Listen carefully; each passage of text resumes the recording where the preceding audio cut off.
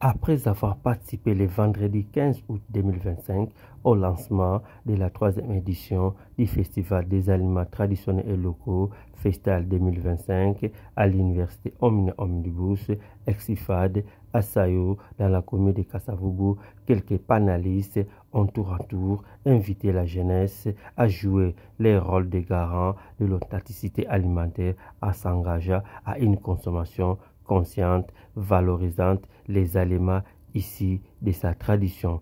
Suivez tour à tour M. Nathanaël Bouka, président du CENPAF RDC et président du COPACO, la députée nationale Néné Maïzana, le secrétaire exécutif AI de la CONAPAC, M. Enoch Kumbali et le nutritionniste, le docteur Béli Banzolo, au micro d'Abdul Connexion, ACNews24.com, ACTV. Ce que moi j'ai présenté, c'est sur manger traditionnel et local fait grandir. Parce que nous sommes un pays souverain. Et un pays souverain, nous devons aussi avoir une souveraineté alimentaire.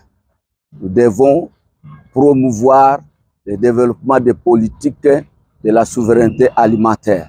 Nous devons consommer traditionnel parce que ça garantit notre sécurité alimentaire, notre souveraineté alimentaire et notre sécurité sanitaire.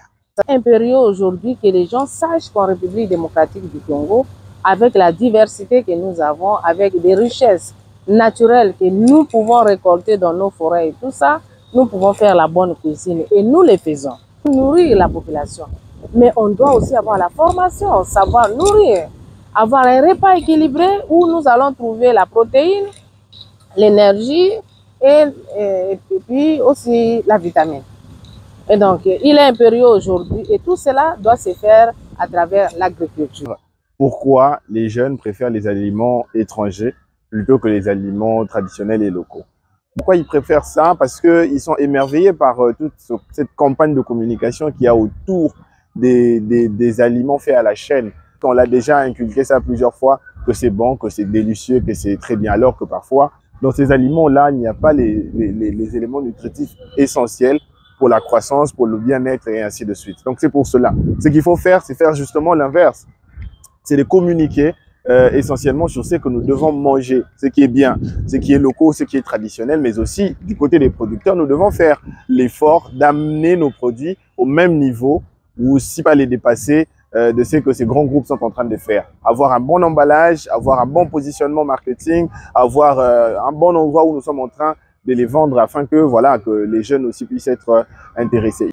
En quoi les aliments traditionnels et locaux sont-ils indispensables pour le jeune? Nécessaires pour 3 raisons. La première raison, ils ont des apports nutritionnels complets.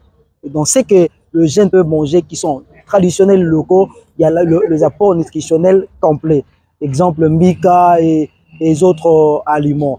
La deuxième raison, on évite des maladies qui sont liées à l'alimentation. Plus on mange les aliments traditionnels et locaux, les jeunes vont tomber moins malades. Et enfin, la troisième raison, c'était la prévention de maladies. Plus on mange des aliments locaux et traditionnels, parce qu'il y a beaucoup de valeurs nutritionnelles à l'intérieur, ça prévient beaucoup de maladies. Enfin, nous avons conseillé aux jeunes, bien que nous sommes en train de dire que les jeunes doivent manger des aliments traditionnels et locaux, bah seulement on doit tenir compte de la sécurité sanitaire des aliments.